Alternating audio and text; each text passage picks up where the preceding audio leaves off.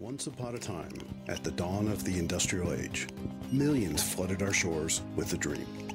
A dream to enjoy political freedom and economic freedom, to live in a land with liberty and justice for all. And our government took action when Wall Street wiped out the dream. For the 30 years after the Second World War, our Uncle Sam made us a patriotic promise. If you worked hard, played by the rules, you can make a better life for your family. When workers united to win better wages and working conditions, the government told business not to interfere. When their sons returned home from war, the government gave these veterans a shot at a college degree, a good home, and their own business. All that, a good job, a good education, a nice home, plus the protection of Social Security and Medicare when they grew old. Citizen activists and active government made sure that as the country grew richer, everyone shared in our nation's prosperity.